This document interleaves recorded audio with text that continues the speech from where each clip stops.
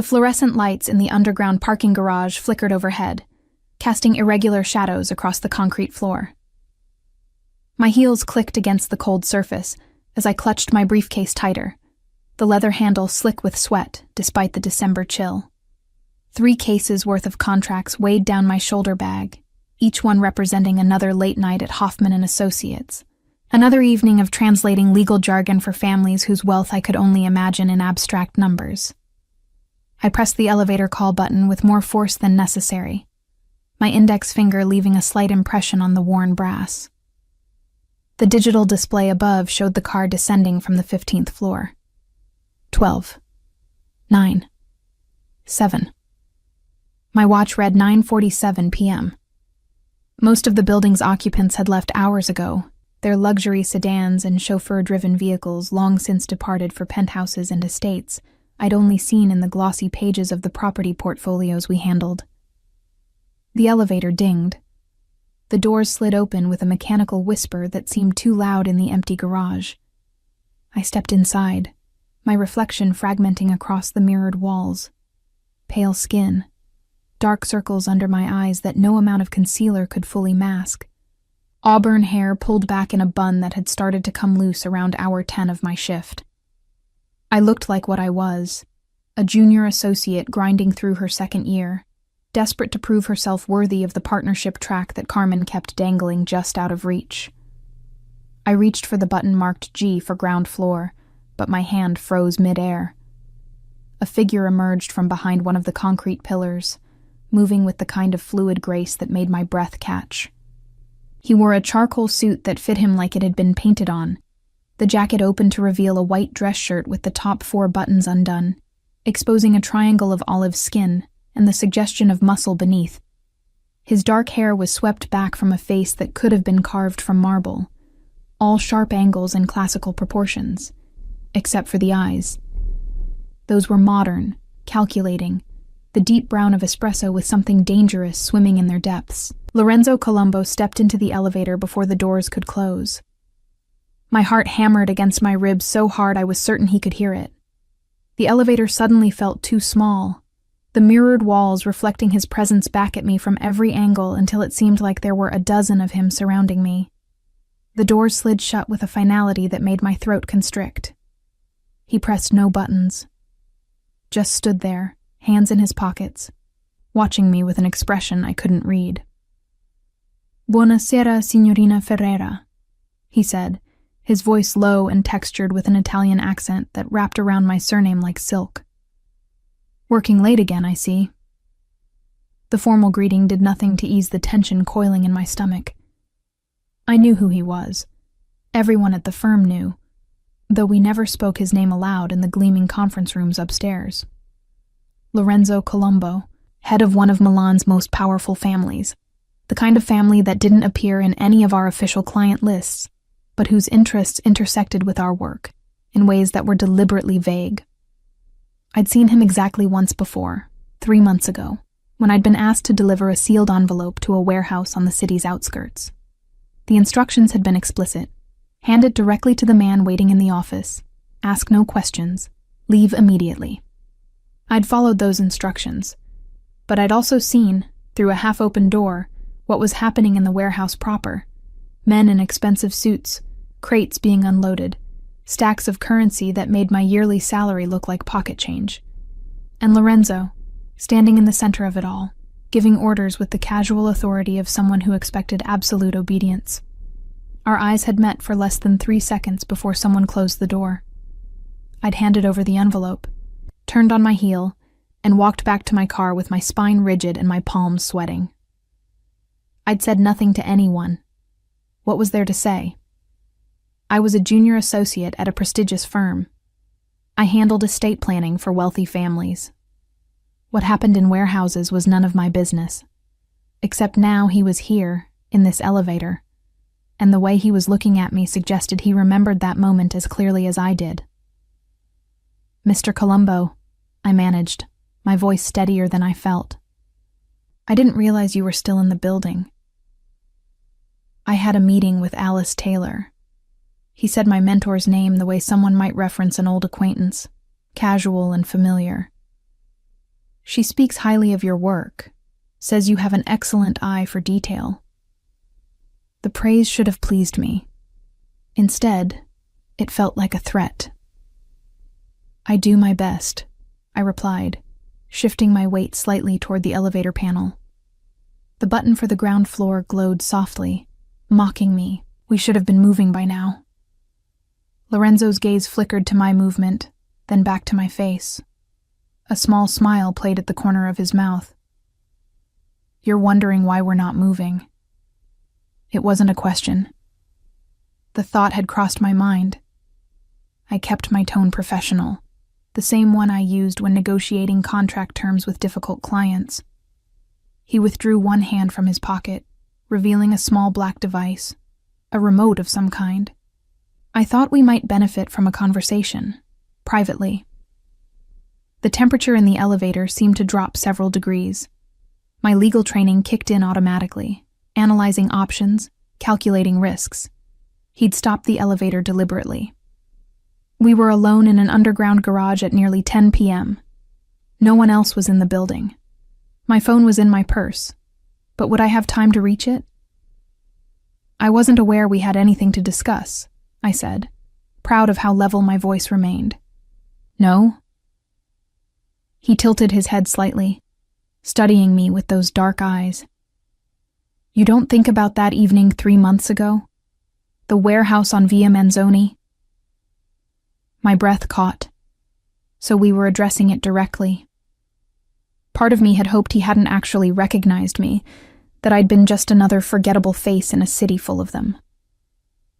I delivered a document, I said carefully. As instructed by my firm, that's all. You saw more than a document. Another statement, not a question. You're very good at maintaining a neutral expression, Renata. May I call you Renata? But I watched you walk back to your car that night. You were pale. Your hands were shaking when you unlocked the door. The fact that he'd observed me so closely, that he'd noticed details I'd thought I'd hidden, sent a chill down my spine. I don't know what you're implying. I'm not implying anything. He took a step closer, not threatening, just present. The scent of his cologne reached me, something expensive with notes of cedar and bergamot. I'm stating facts. You witnessed something you shouldn't have, and yet you said nothing. Not to your colleagues, not to Alice, not to anyone. There was nothing to say. I lifted my chin, meeting his gaze despite the fear curling in my stomach. I was there to deliver a document. I did my job. What else happens in that building is none of my concern. Exactly.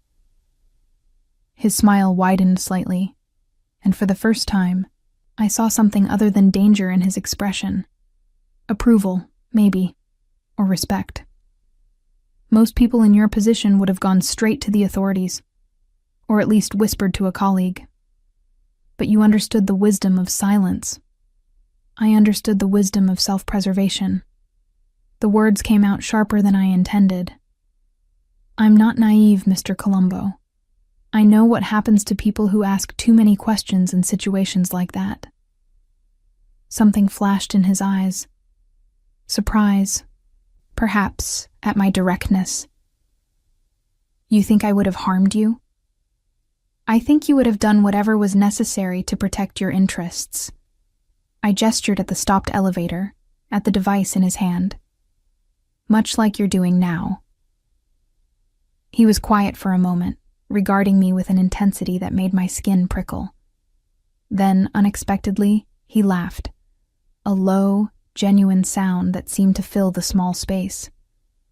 Carmen was right about you. She said you had spine. I didn't fully believe her until now. My mind raced. Carmen had talked to him about me? My senior partner, the woman who'd hired me straight out of law school, who'd promised me a partnership track if I worked hard enough. She'd discussed me with Lorenzo Colombo. I don't understand what this is about, I said, abandoning the pretense of calm professionalism. If you wanted to silence me, Surely there are more efficient methods than trapping me in an elevator. Silence you? He looked genuinely puzzled. Renata, if I wanted you silenced, we wouldn't be having this conversation. You would have simply disappeared.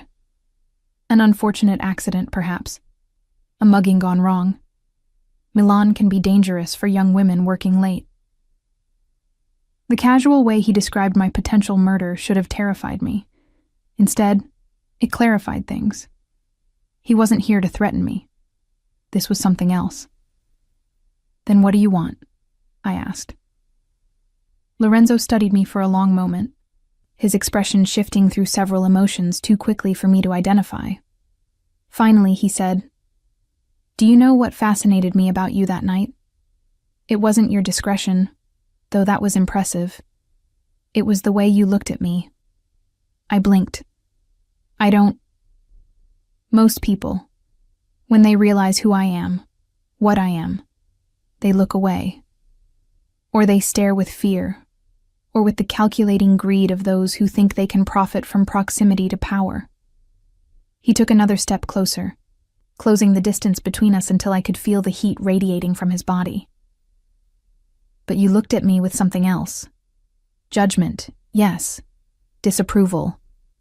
But also curiosity. Like you were trying to understand rather than simply condemn. "I'm a lawyer," I said, my voice barely above a whisper. "Analysis is part of the job. It's more than that." His hand came up, not touching me, but hovering near my face. I forced myself not to flinch. "You see the gray areas, don't you? You understand that the world isn't divided neatly into legal and illegal, right and wrong. You know that sometimes the law serves justice, and sometimes it serves power." He wasn't wrong.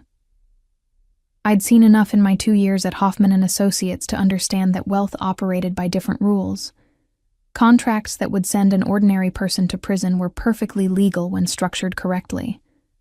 Assets hidden, taxes minimized, consequences avoided, all within the bounds of the law, if you could afford the right lawyers. "What do you want from me, Mr. Colombo?" I repeated, steadier now. "I want to offer you a position." He stepped back slightly, giving me space to breathe. "Not at my organization. I know you have too much integrity for that. But as a consultant, legal advice, contract review, the kind of work you already do, just for me specifically." I stared at him. "You're offering me a job. A lucrative one. Triple your current salary to start, with bonuses based on the complexity of the work. All perfectly legal, all properly documented. You would continue at Hoffman & Associates. Alice has already agreed to allow you to take on outside consulting work, as long as it doesn't interfere with your primary responsibilities." My mind spun. Alice had agreed? How long had this been in the works? Why me? "Because you're brilliant, because you're discreet, and because—" He hesitated, and for the first time since entering the elevator, he looked almost uncertain. "Because I find myself thinking about you more than I should. That look you gave me, that moment of connection before the door closed, it stayed with me. 3 months, and I couldn't forget your face." My breath caught. This wasn't just about hiring a lawyer. There was something personal in his words, something that both thrilled and terrified me. "I need time to think," I managed. "Of course." He pulled the remote from his pocket again, pressing a button. The elevator lurched into motion, beginning its ascent to the ground floor. But not too much time. There are complications developing. Situations that require the kind of legal expertise you possess, and I need someone I can trust. You don't know me well enough to trust me, don't I? The elevator dinged as we reached the ground floor. The doors slid open, revealing the empty lobby beyond. "You've already proven your integrity. You saw something that could have destroyed me, And you chose silence not out of fear, but out of understanding. That's rarer than you might think. I stepped out of the elevator, my legs slightly unsteady. Lorenzo remained inside, one hand holding the door open. 1 week, he said. Think about my offer. I'll have Carmen arrange a proper meeting, somewhere less confined, somewhere you'll feel safer. I don't feel unsafe, I lied. His smile was knowing. No, you don't. That's what makes you perfect for this. Most people in your position would be terrified, but you're not. You're calculating, weighing options, considering possibilities. It's very attractive. Before I could respond to that loaded statement, he released the door. It slid shut between us, and the elevator began its descent back to the garage. I stood in the empty lobby for a full minute, my heart racing, my mind churning with implications and possibilities. Through the glass doors, I could see my small sedan waiting in the visitor parking area, pathetically ordinary next to the luxury vehicles that usually occupied this space. Triple my salary, legal work, all above board. The chance to work with someone who clearly saw my potential, who appreciated my skills in ways that Carmen, for all her mentorship, never quite had. But also, Lorenzo Colombo. A man whose wealth came from sources I couldn't examine too closely. A man who'd stopped an elevator to have a private conversation with me. A man who'd admitted to thinking about me for 3 months. Who'd called me attractive with that intense look in his eyes. I walked to my car on autopilot, started the engine, drove home through Milan's late-night streets without really seeing them. My apartment was small, a studio in a building that needed repairs I couldn't afford to request. I made pasta from a box, ate it without tasting it, and lay in bed staring at the ceiling until the early hours of the morning. The worst part was that I was actually considering it. Not just the job, but everything it implied. The door he'd opened, the world he'd offered me a glimpse into. I told myself it was just about the money, about the career opportunity. But I knew, with a certainty that made my chest tight, that it was more than that. It was about the way he'd looked at me. The way he'd seen not just a junior associate, but someone worth his attention, his time, his very specific and dangerous interest. My phone buzzed on the nightstand, a text from an unknown number. Think carefully, Renata, but know that whatever you decide, I'll respect it. And I'll still protect you. L. Protect me from what? I wanted to ask. But I already knew the answer. From the moment our eyes had met in that warehouse, I'd become entangled in his world. The only question was whether I'd acknowledge that entanglement, or continue to pretend I could remain on the outside, safe and separate. I set the phone down and closed my eyes, but sleep wouldn't come. Instead, I replayed our conversation, analyzed every word, every gesture, every moment of that brief, intense encounter. 1 week, he'd said. 7 days to decide whether to step through the door he'd opened, or to close it firmly and hope he'd actually let me walk away. The fluorescent lights in the underground garage had flickered overhead, casting irregular shadows. Now, in my dark apartment, I realized those shadows had followed me home. The next morning arrived with Milan's typical winter gray, the sky heavy with clouds that promised rain but never quite delivered. I stood in front of my bathroom mirror, applying makeup with more care than usual, trying to cover the evidence of a sleepless night. My hands were steady as I traced eyeliner along my lids, but my mind kept returning to the elevator, to Lorenzo's words, to the text message that had glowed on my phone screen until I'd finally turned it face down at 3 a.m. The commute to Hoffman and Associates felt longer than usual, every traffic light an opportunity for my thoughts to spiral. I practiced what I'd say to Carmen when I saw her, how I'd ask about her conversation with Lorenzo without revealing too much. But when I arrived at the firm's sleek offices on the 10th floor, Carmen was already in a meeting, her glass-walled office occupied by 3 men in expensive suits I didn't recognize. "She's been in there since 7, whispered my colleague Emily, appearing at my desk with 2 cappuccinos. She set one down in front of me, her expression curious. New clients, apparently. Very hush-hush. Alice has been in and out twice already. I accepted the coffee gratefully, wrapping my hands around the warm cup. Did she say anything about them? Just that they're extremely important to the firm's future. Emily made air quotes, rolling her eyes. You know how she gets with the high-profile cases. Everything's confidential. Everything's urgent. Through the glass wall, I watched Carmen gesture animatedly, her silver hair catching the overhead lights. One of the men turned slightly, and I caught a glimpse of his profile. Sharp nose, graying temples, expensive watch. He looked like every other wealthy client we served, indistinguishable in his tailored armor. My phone buzzed. Another unknown number. But I knew who it was before I opened the message. The Marchetti case on your desk. Review it carefully, especially the property transfers in Section 7. L. My blood ran cold. I looked down at my desk, at the stack of folders Carmen had left for me yesterday afternoon. The Marchetti file was third from the top, a routine estate planning matter I'd been asked to review for errors before filing. How did Lorenzo know what cases were on my desk? I glanced around the office, suddenly hyper-aware of every surface, every corner. Was there a camera? Had someone been through my things? Or was the answer simpler and more unsettling? Did Lorenzo have someone inside the firm feeding him information? My fingers moved automatically, pulling the Marchetti file toward me and flipping to Section 7. Property transfers, as he'd said. 3 parcels of land on the outskirts of Milan, transferred from Marchetti Holdings to a subsidiary company I didn't recognize. The paperwork looked standard, the kind of corporate restructuring we handled daily. But then I saw it, a discrepancy in the dates. The subsidiary had been registered 2 days after the property transfer.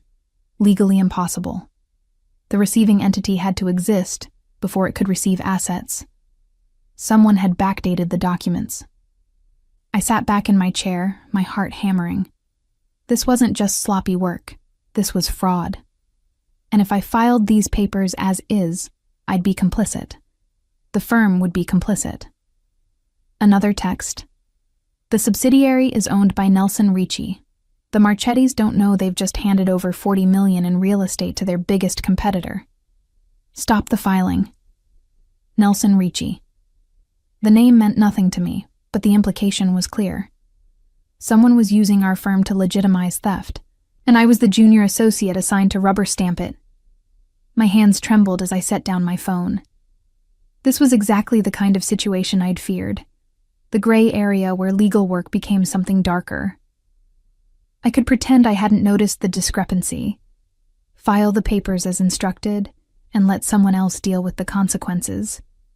Or I could flag the issue, ask questions, and potentially expose myself to whoever had arranged this fraud. Carmen's meeting ended. The 3 men filed out, nodding to Alice as they passed her office.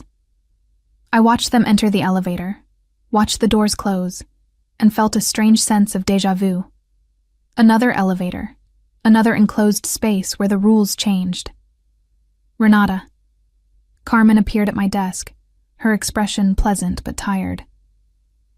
Do you have a moment? I followed her into her office, the Marchetti file tucked under my arm.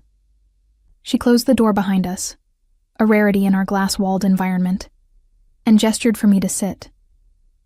I wanted to discuss an opportunity with you, she began, settling into her leather chair.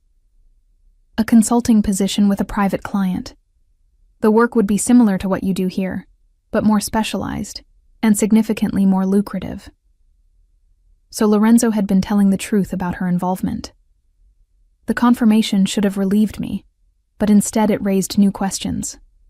How much did Carmen know about Lorenzo's business? Was she complicit, or just pragmatic?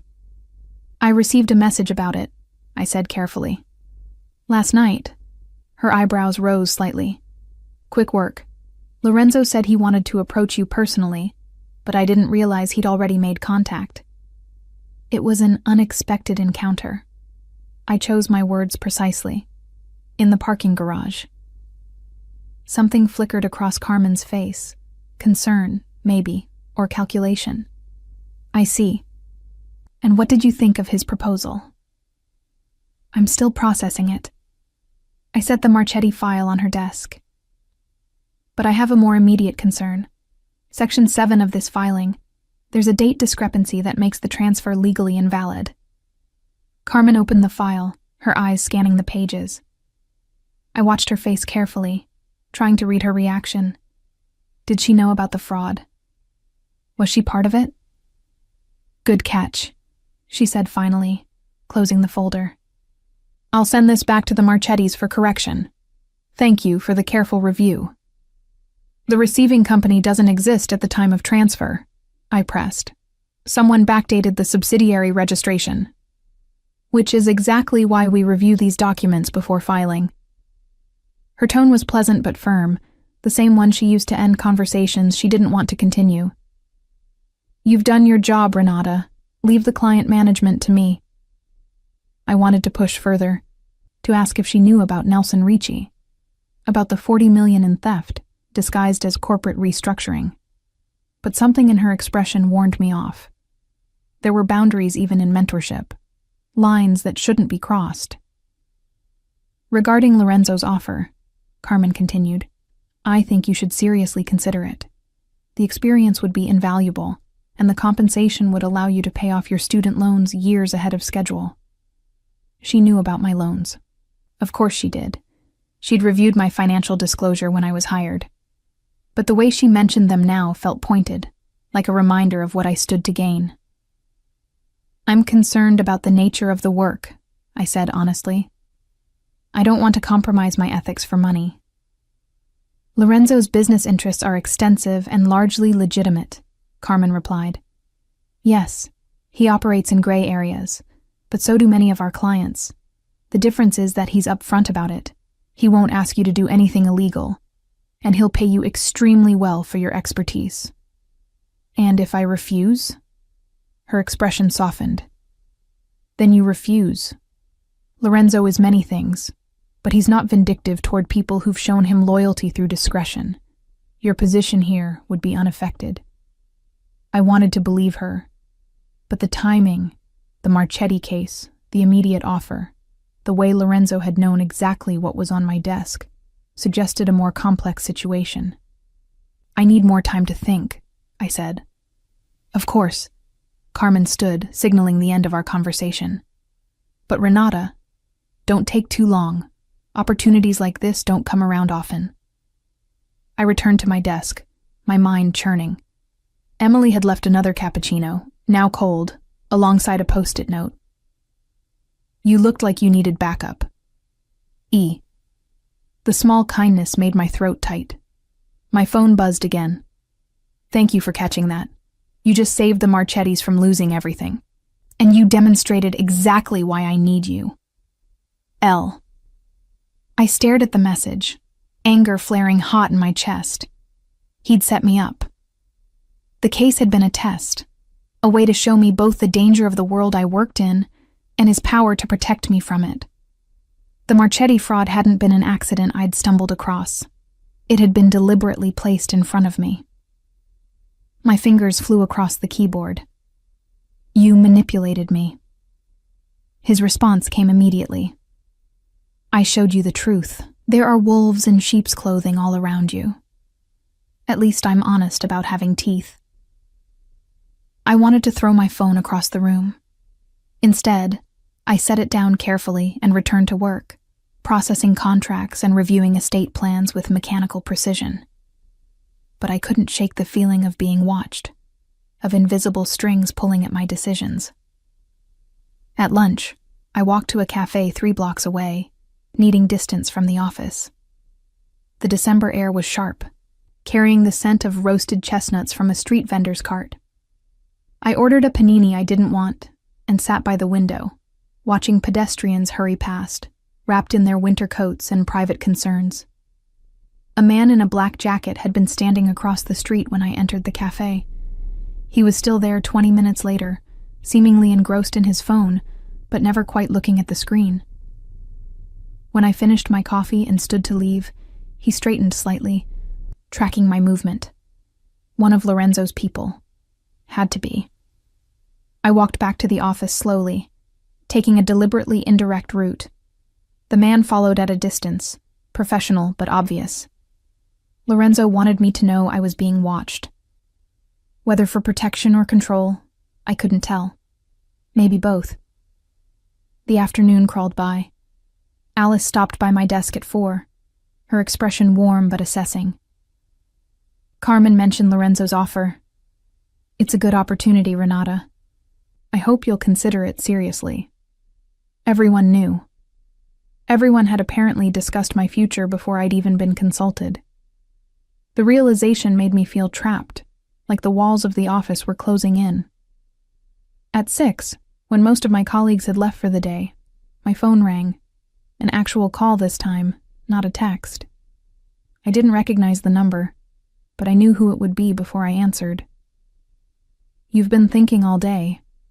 Lorenzo's voice was smooth, that slight Italian accent making each word feel deliberate. I can practically hear your thoughts from here. Where is here? I asked, looking around the empty office. Somewhere with a view of your building. I wanted to check on you after you discovered my little test. It wasn't little, I snapped. You used me to intercept fraud. I gave you the opportunity to prevent fraud, he corrected, and you rose to the occasion beautifully. The Marchettis will never know how close they came to disaster. But I know. And now you know exactly what kind of sharks swim in your waters. I closed my eyes, pressing my fingers against my temples. Why are you doing this? Because in 1 week, something is going to happen. His tone shifted, becoming more serious. Nelson Ricci is making a move against several of the families I protect. He's using law firms like yours to legitimize his theft, and he's very good at it. The Marchetti case was just the beginning. There will be others. Then go to the police. With what evidence? Backdated documents that have already been corrected thanks to your diligent review. By the time authorities could investigate, Ricci would have laundered everything through a dozen shell companies. He paused.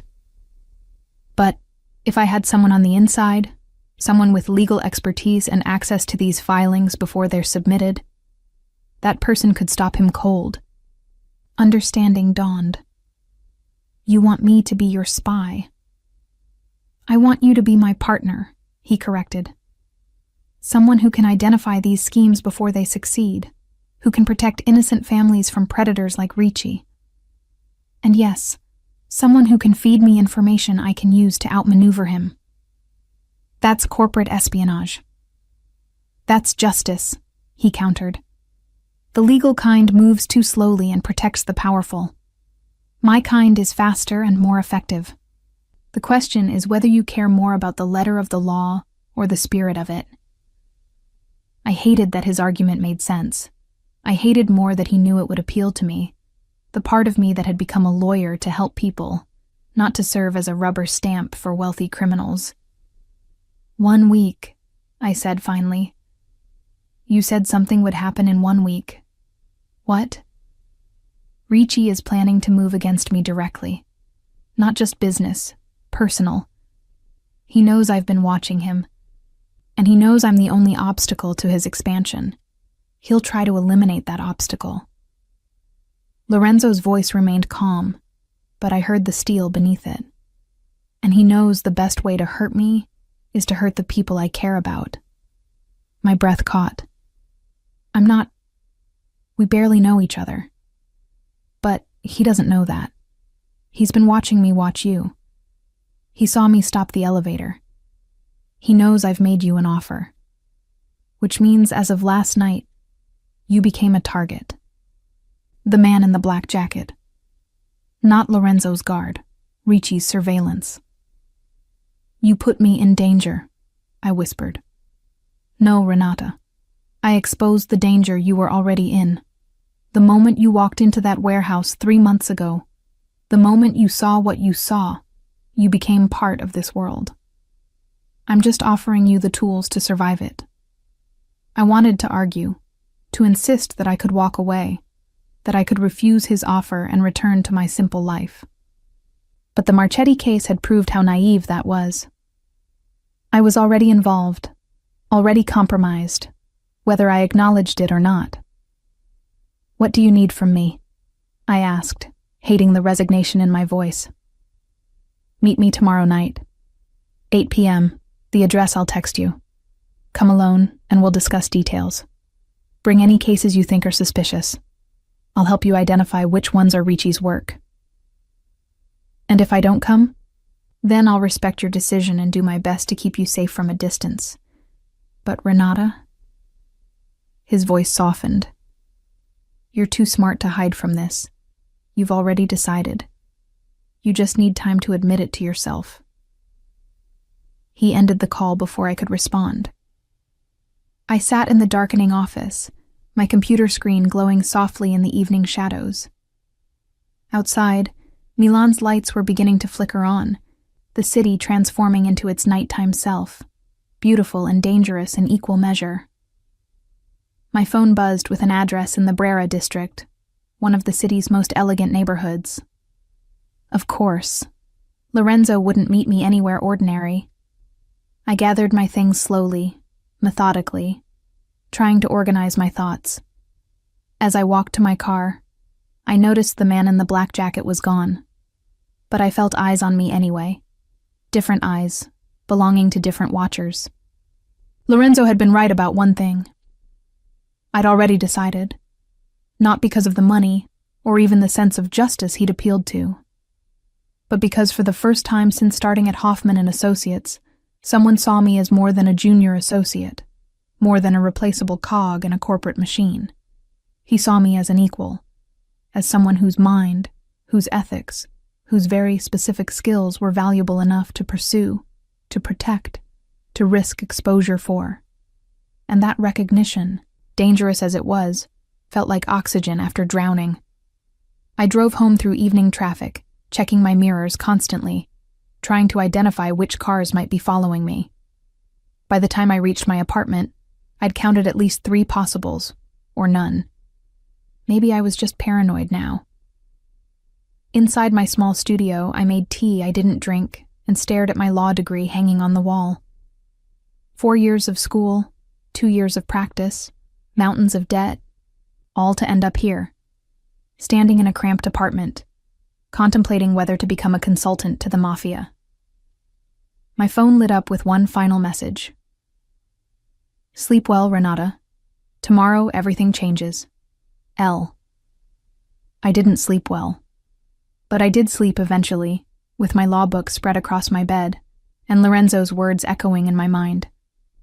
At least I'm honest about having teeth. In the morning, I would make my decision. But deep down, in the place where instinct lived beyond logic, I already knew what it would be. The elevator doors had opened, and I was already stepping through. The address Lorenzo had sent me belonged to a private art gallery in the Brera district, the kind of establishment that didn't advertise and accepted clients by invitation only. I stood outside at 7:55 p.m., my reflection distorted in the gallery's dark windows. I'd changed 3 times before leaving my apartment, finally settling on tailored black pants and a burgundy silk blouse. Professional enough for a business meeting, elegant enough for wherever this evening might lead. The door opened before I could knock. A woman in her 50s, dressed entirely in black, greeted me with a slight smile. "Signorina Ferreira, Mr. Colombo is expecting you. This way, please." She led me through the gallery's main room, past paintings that probably cost more than my lifetime earnings, into a private viewing chamber at the back.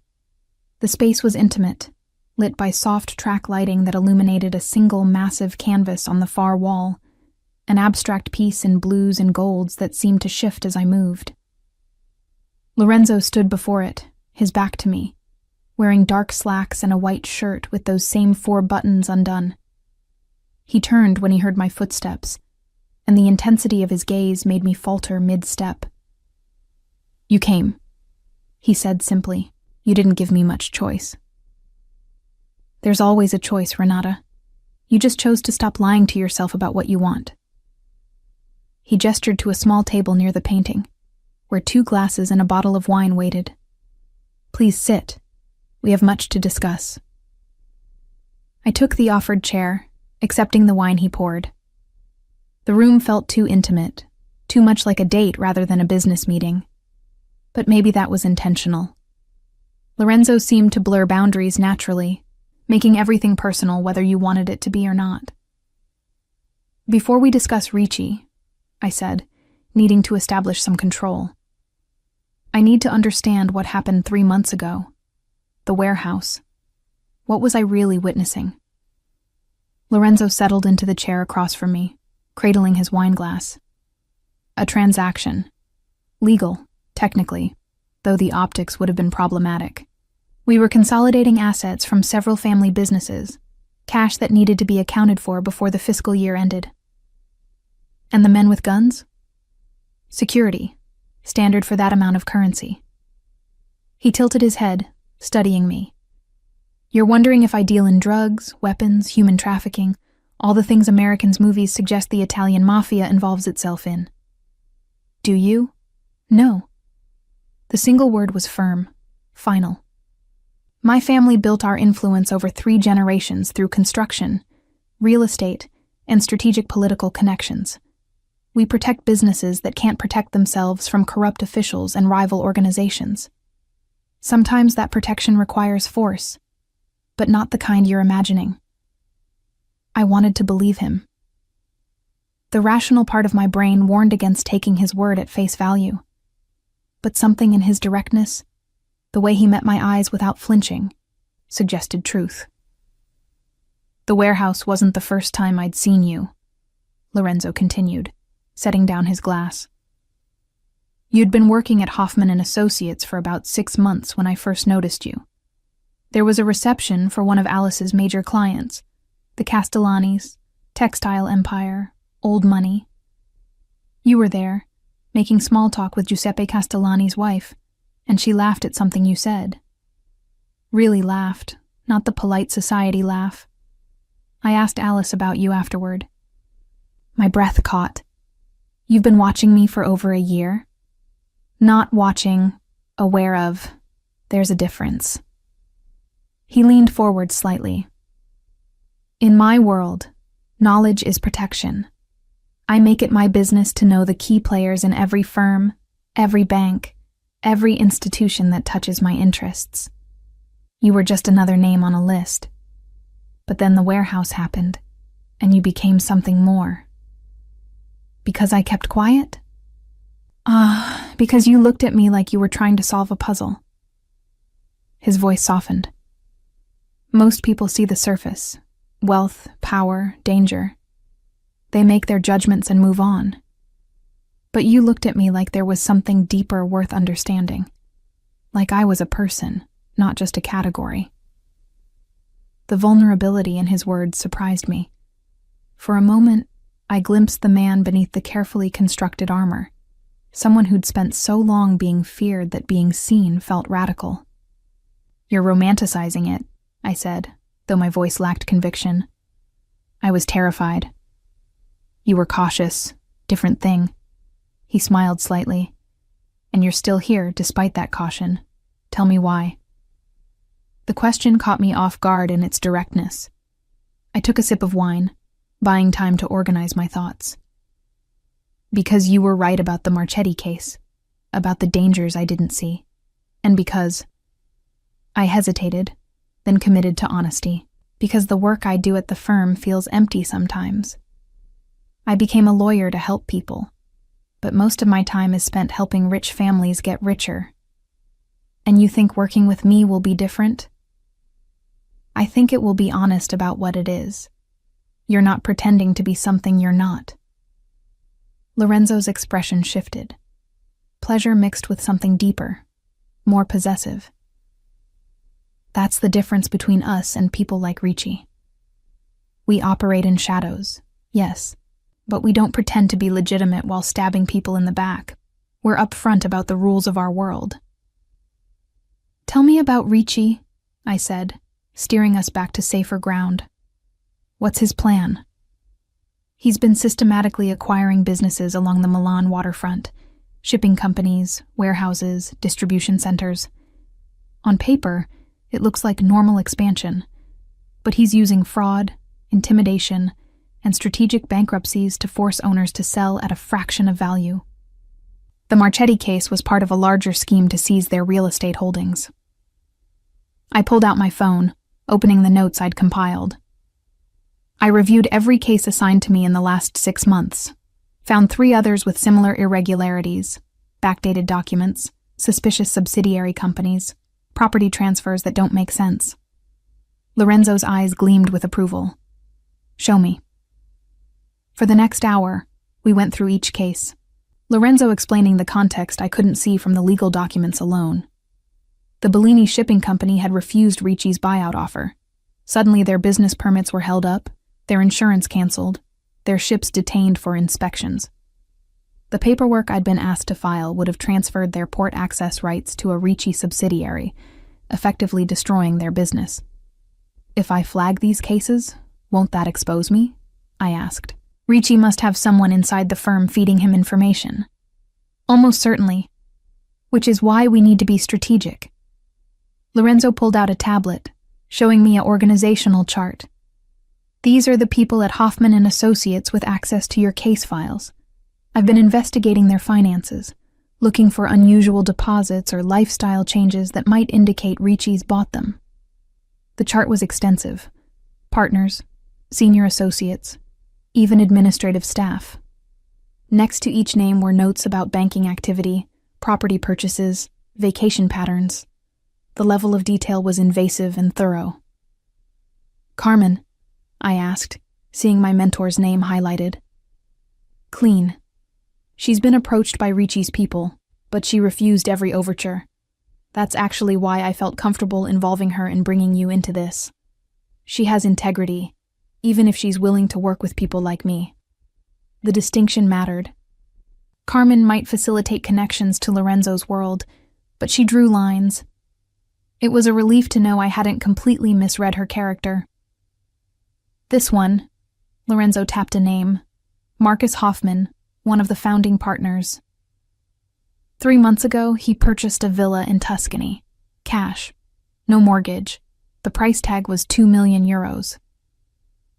I stared at the file. Marcus was wealthy, but that kind of liquid cash was unusual. You think he's working with Ricci? I know he is. We just haven't been able to prove it in a way that wouldn't expose our investigation. Lorenzo looked at me meaningfully. But if a diligent junior associate happened to notice irregularities in cases he personally supervised, if she brought those concerns to Alice Taylor rather than to Marcus himself, I become the whistleblower. The implications unfolded in my mind. Alice investigates, discovers Marcus's betrayal, and Ricci loses his inside access. And you become untouchable. Alice will protect you because you protected the firm. Your career accelerates instead of ending. It was elegant, dangerous but elegant, and it would work.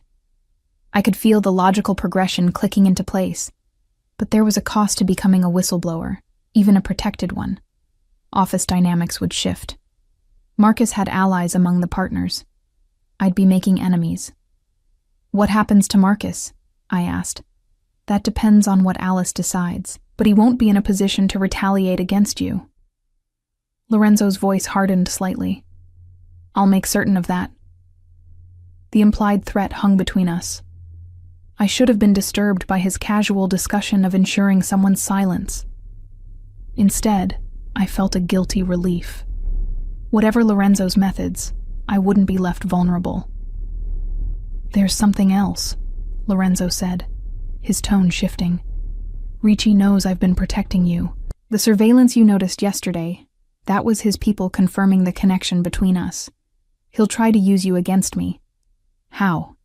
Kidnapping, most likely. Or fabricating evidence that you're involved in my business illegally, forcing you to cooperate in exchange for his silence. He met my eyes directly. Which is why I need you to move. I blinked. Excuse me? Your apartment isn't secure. Too many access points, no proper surveillance system, neighbors who wouldn't notice if something happened. He pulled out a folder, sliding it across the table. I have a property in the Porta Nuova district, a secure building with 24-hour concierge, camera system, controlled entry. 3 bedrooms, fully furnished. You'd have complete privacy, but with protection. I opened the folder to find photographs of a stunning modern apartment, floor-to-ceiling windows, marble countertops, the kind of space I'd fantasized about but never imagined affording. I can't accept this. It's not a gift. You'd pay rent, a fair market rate based on your current salary, not the luxury rate. The difference comes from the consulting fee I'm paying you. Think of it as a business investment. I need you safe and focused, not worried about being grabbed on your way home. This is too much, Lorenzo. I pushed the folder back toward him. Moving into your property, working as your consultant, it feels like I'm being absorbed into your world entirely, like I'm losing my independence. Or like you're gaining resources that match your value. He didn't touch the folder, leaving it between us. Renata, independence without security is just isolation. You've been operating alone, vulnerable, trying to prove you don't need help. But everyone needs allies, especially in the world you're now navigating. The world you pulled me into, I countered.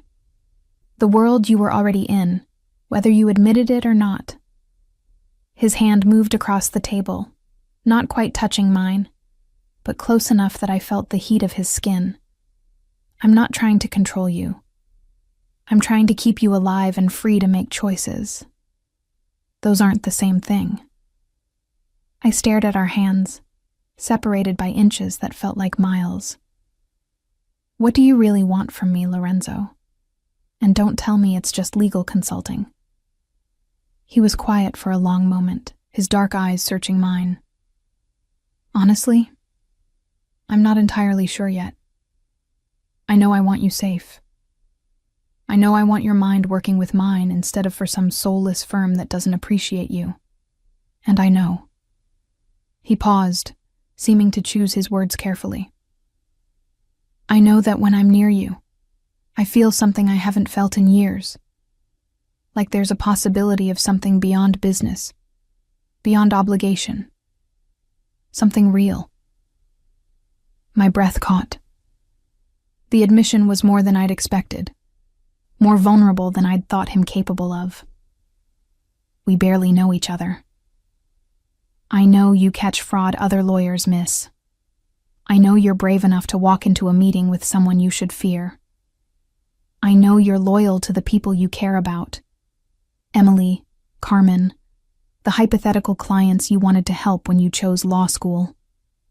I know you take your coffee with cream and no sugar, that you work late because you're trying to prove something, and that you looked at me in that warehouse like I was a person worth understanding. He finally closed the distance, his fingers covering mine. How much more do I need to know? The touch sent electricity through me. You researched my coffee order? I pay attention to details. It's how I've survived this long. His thumb traced a small circle on my hand. And you're the most interesting detail I've encountered in a very long time. I should pull away. Should establish boundaries, maintain professionalism, remember that this man was dangerous regardless of how compelling he was. But my hand stayed where it was, accepting his touch, accepting the connection forming between us. I'll move into the apartment, I heard myself say. On a trial basis. 1 month. If it doesn't feel right, I find somewhere else. Agreed. And I'll bring the suspicious cases to Alice. But Lorenzo, if this goes wrong, if Marcus retaliates or Ricci comes after me, you have to promise me something. Anything. That you'll let me handle it legally first. That violence is the last resort, not the first solution. Something complex moved across his face. Frustration, respect, maybe tenderness. You're asking me to fight with one hand tied behind my back. I'm asking you to trust that the law can work sometimes, that not every problem requires force." He studied me for a long moment, then nodded slowly. "I'll try it your way first, but if it fails, if you're in danger, I reserve the right to protect you by any means necessary." It wasn't complete capitulation, but it was more compromise than I'd expected from someone in his position. "Okay. Okay," he echoed, his hand still covering mine. We sat like that in the dim gallery, the abstract painting witnessing this strange alliance forming between us. Outside, Milan's night sounds filtered through. Distant traffic, voices in the street. The city continuing its rhythm, unaware of the tectonic shifts happening in this small, private space. "When do I move?" I asked finally.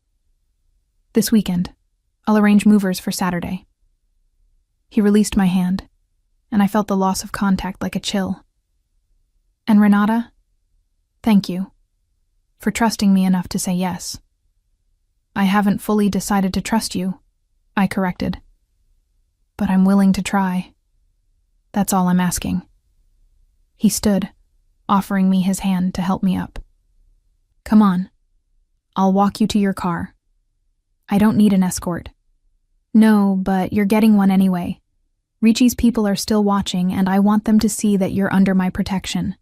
Clear message, no room for misunderstanding."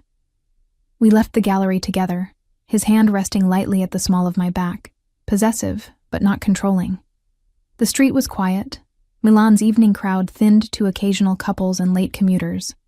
My car was parked 3 blocks away. As we walked, I became aware of the watchers Lorenzo had mentioned. A man reading a newspaper in a cafe that was closing. Another smoking by a doorway despite the cold. Lorenzo didn't acknowledge them, but I felt his awareness like a tangible force. "They won't approach while I'm with you," he said quietly. "But drive carefully. Vary your route home. And Renata, keep your phone on you always." "I do. I mean in your hand, not your purse. If anything feels wrong, call me immediately. I have people positioned throughout the city. Someone can reach you within minutes." The level of organization was both reassuring and unsettling. "You've been planning this. Since the day you walked into that warehouse." He stopped beside my car, turning to face me. "I told you. I've been aware of you for over a year. This isn't impulsive. This is strategic. And what am I in this strategy? Asset? Pawn?" "Partner," he said firmly. "Maybe something more, if you'll let it develop naturally. But first, partner." I unlocked my car, sliding into the driver's seat. Lorenzo leaned down, one hand on the doorframe, his face level with mine. "Drive safe.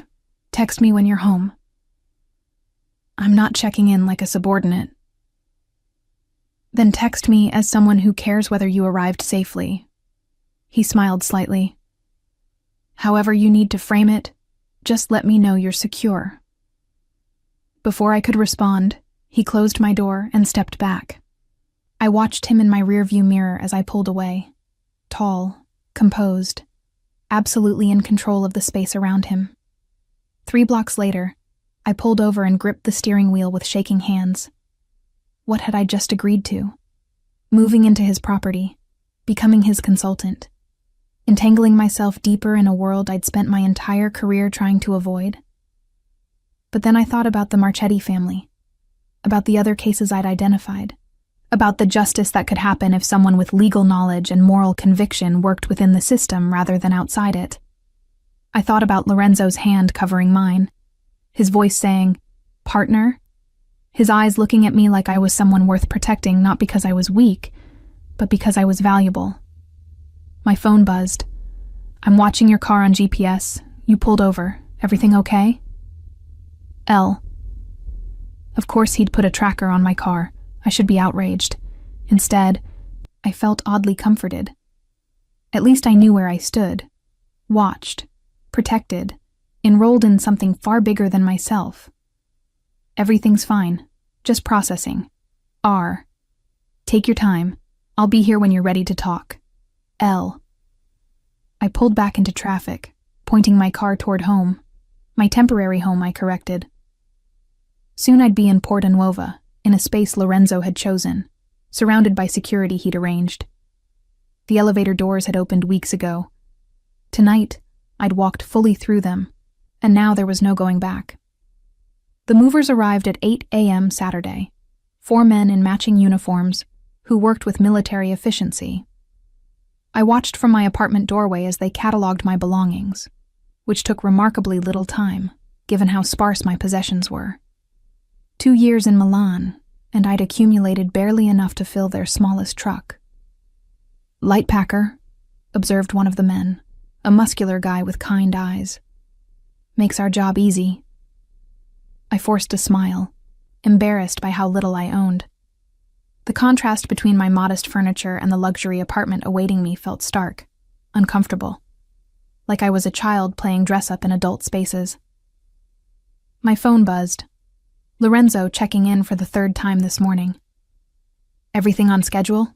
Felix will meet you at the new building to handle keys and security protocols." L. Felix. I'd learned that name yesterday.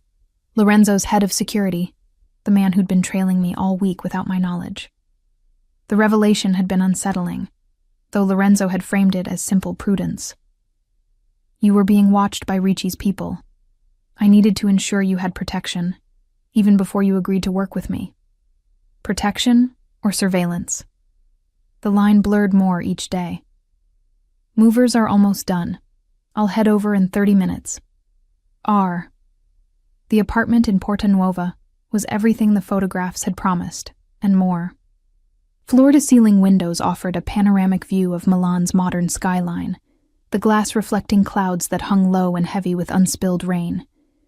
The floors were heated marble, warm beneath my feet as I walked through rooms that echoed with emptiness despite the elegant furniture. Felix was waiting in the lobby when I arrived. Tall, silver-haired, with the bearing of someone who'd spent decades in military or security work. His handshake was firm but not crushing, his smile professional. "Signorina Ferreira, welcome. I'll walk you through the security features, then give you privacy to settle in." The tour was thorough. Cameras monitored every hallway and entrance, accessible via an app on my phone. The door had 3 separate locks, including a biometric scanner. Panic buttons were positioned in each room, connecting directly to Lorenzo's security network. The windows were reinforced glass, capable of withstanding significant impact. "It seems excessive," I said as Felix demonstrated the panic button in the master bedroom. "Mr. Colombo doesn't believe in half measures when it comes to protection." Felix's tone was neutral, but his eyes held something like approval. "Especially not for people he values." People he values. The phrase echoed after Felix left, as I unpacked boxes in rooms that smelled of new furniture and possibilities. What did it mean to be valued by Lorenzo Colombo, and why did the thought send both warmth and anxiety through my chest? By late afternoon, I'd established some sense of order, clothes in the massive walk-in closet, toiletries in the marble bathroom that was larger than my old bedroom, books arranged on shelves that had probably been empty for years. The apartment slowly absorbed my presence, my few possessions looking lost in all that space. I was arranging law journals on the living room bookshelf when the doorbell chimed. The video screen showed Lorenzo, dressed casually in dark jeans and a charcoal sweater, holding 2 bags that emitted delicious smells. My pulse quickened as I opened the door. I didn't order food. "I know, I did." He walked past me with easy confidence, heading straight for the kitchen. "You've been moving all day. I thought you might appreciate not cooking tonight." I followed him, watching as he unpacked containers from Bice, one of Milan's most exclusive restaurants. Risotto alla Milanese, ossobuco, roasted vegetables, fresh bread still warm from the oven. The spread was elaborate, expensive, exactly the kind of meal I'd never think to order for myself. "This is too much," I said, though my stomach betrayed me with a loud growl. Lorenzo smiled. that slight curve of lips that made him look younger, less dangerous. "You haven't eaten since breakfast. I checked with Felix. No delivery orders, no grocery shopping. Were you planning to starve in your new apartment?" "I was planning to order pizza later." "Pizza has its place. Tonight, isn't it?"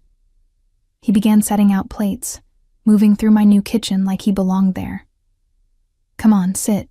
Tell me how the move went." We ate at the kitchen island, the cityscape sprawling beyond the windows as dusk settled over Milan. Lorenzo asked about the apartment, about which rooms I'd claimed as my own, about whether the security setup felt intrusive or reassuring. His questions were casual but attentive, creating space for conversation that felt almost normal. "The bedroom," I said, refilling our wine glasses. "It has a reading nook by the window. I've never had space for that before." "Then it's already better than the old place." He watched me over the rim of his glass. "You'll be comfortable here. Safe. Isolated," I added quietly. His expression shifted. "Is that how it feels?" "A little." This morning, Emily stopped by my old apartment to help with packing. She kept looking around at the fancy movers, the efficiency of it all, and I could see her wondering about where I was going, about why everything changed so suddenly. I set down my fork. I told her it was a consulting opportunity, that a client needed someone on call and provided housing. She didn't believe me. Friends rarely do. They sense when something fundamental shifts. Lorenzo leaned back, studying me. "Did you tell her the truth?" "What truth?" "That I'm working for a man whose business interests extend into areas I don't fully understand? That I've moved into his property because apparently I'm now valuable enough to warrant this level of protection?" The words came out sharper than intended. I don't even know what the truth is anymore. The truth is that you're exceptionally talented, and people are taking notice. Some want to exploit that talent, others want to nurture it. He paused. I'm in the latter category, in case that wasn't clear. Is that all I am to you? Talent to be nurtured? The question hung between us. Lorenzo set down his wine glass slowly, deliberately, his dark eyes never leaving mine. You know it's not. My breath caught. Then what am I? I'm still figuring that out. He stood, moving around the island until he was beside me, close enough that I could feel the heat radiating from his body. I know you're someone I think about constantly, someone whose safety matters more than strategic advantage, someone I want to know in ways that have nothing to do with business. Lorenzo, I know the timing is wrong. I know you're adjusting to everything, that this feels overwhelming. His hand came up, fingers brushing my cheek with devastating gentleness. But I need you to understand something. This isn't just about Ricci, or the cases, or even the security. Those are real concerns, yes. But they're also excuses to keep you close while I figure out how to tell you that His phone rang, cutting through the moment with jarring urgency. Lorenzo's expression shifted instantly from vulnerable to alert. He glanced at the screen, and whatever he saw made his jaw tighten. I need to take this. He stepped away, phone to his ear. Cosa è successo? The conversation was rapid Italian, too fast and colloquial for me to follow with my basic understanding. But I caught names: Ricci, Marcus, Alice, and Lorenzo's tone grew progressively darker. When he ended the call, his face was a mask. There's a situation. Ricci made his move earlier than expected. Ice flooded my veins. What kind of move? He's filed complaints with the Italian Bar Association against you, Carmen, and Alice, alleging that you've been fabricating evidence against Marcus Hoffman, that the cases you flagged were legitimate, and you're trying to damage his reputation out of personal vendetta. I stared at him. That's insane. I haven't even brought anything to Alice yet.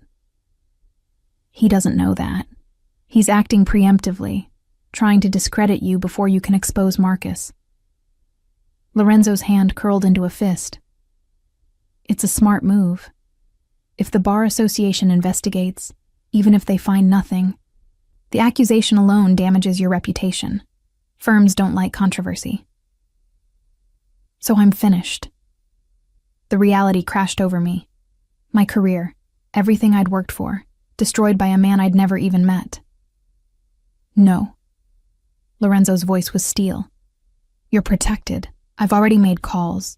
People at the bar association who owe me favors. Journalists who can spin this as targeted harassment of a young lawyer who discovered fraud. By Monday morning, Ricci's complaint will look like exactly what it is. Retaliation. You can do that? Just make this go away? I can make certain you're not destroyed by it. Whether it goes away entirely depends on how aggressively Ricci pushes. He stepped closer, his hands settling on my shoulders. But Renata, this changes things. He's declared open war, which means the rules change. I need you to trust me to handle this. Handle it how? His expression went carefully blank. However necessary. Fear and anger warred in my chest. You promised me. Legal solutions first. That was before he tried to destroy your career, before you even made a move against him. Lorenzo's grip tightened slightly. He's not playing by rules anymore. Neither can we. There have to be lines, Lorenzo. Things we won't do, even to win. The lines are simple. I won't let him hurt you. Everything else is negotiable. The possessiveness in his voice should have alarmed me. Instead, I felt a traitorous warmth. Someone was willing to fight for me, to risk exposure and consequence for my protection. When had anyone done that before? What do you need me to do? I asked. Stay here. Don't go to the office Monday. I'll handle Alice, explain the situation. You focus on compiling every suspicious case you found, building an airtight documentation of Marcus's involvement with Ricci. When we're ready to move, it'll be with overwhelming evidence. And in the meantime, you're under protection. Felix and his team will rotate shifts outside this building. You don't leave without security. You don't meet with anyone I haven't vetted. He paused. I know it feels like prison, but it's temporary, until we neutralize the threat. How long is temporary? Days. Maybe a week. His hands slid from my shoulders to frame my face, tilting my head back so I had to meet his eyes. I will fix this, Renata. I promise. The intensity in his gaze stole my breath. Why does this matter so much to you? I'm just a lawyer you've known for a few weeks. You're not just anything. His thumb traced my cheekbone. You're someone who looked at me and saw possibility instead of just danger. Someone brilliant enough to catch what others miss, brave enough to step into my world despite every reason to run. Someone who makes me want to be better than I am. Lorenzo, I'm falling for you. The words were raw, honest, stripping away every layer of calculated charm. I've been falling since that moment in the warehouse, and every conversation since has only made it worse. So no, this isn't just about business or strategy. This is about keeping safe the one person who's made me feel human in years. Tears pricked my eyes. You barely know me. I know enough. He leaned closer, his forehead resting against mine. Tell me you don't feel this too. Tell me I'm alone in this, and I'll step back. I'll keep you safe, honor our professional arrangement, and never cross this line again. But if there's any part of you that feels what I feel, he didn't finish the sentence. Didn't need to. Because he was right. I did feel it. The pull between us. The way his proximity made my pulse race.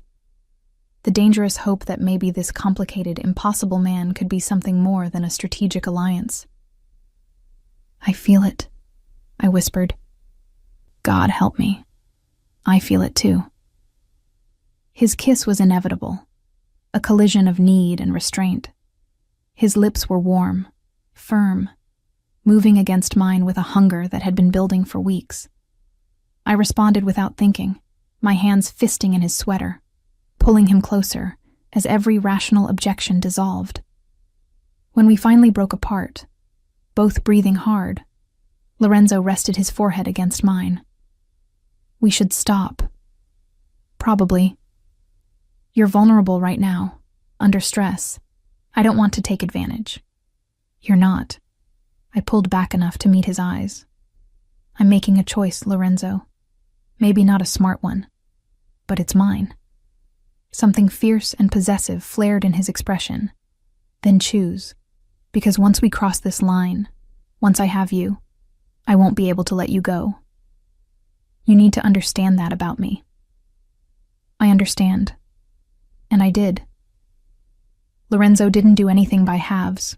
Not protection, not business, not whatever this was growing between us. If I said yes now, I was saying yes to all of it. Your room or mine?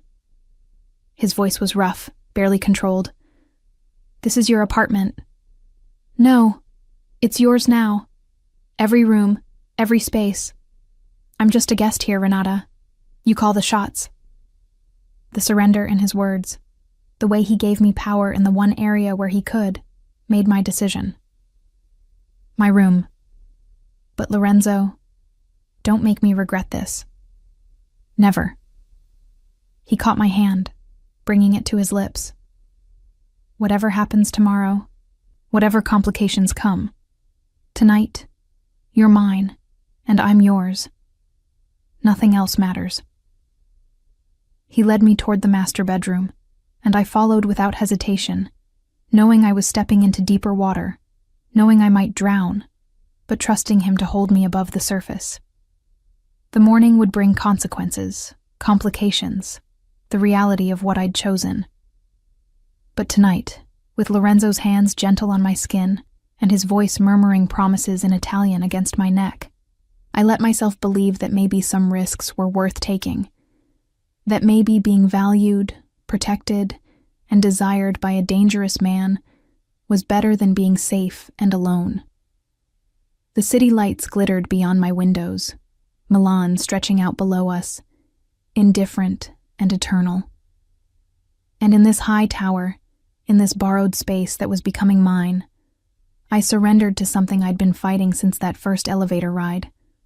Not to Lorenzo's control, but to the possibility that we might build something real from this impossible beginning.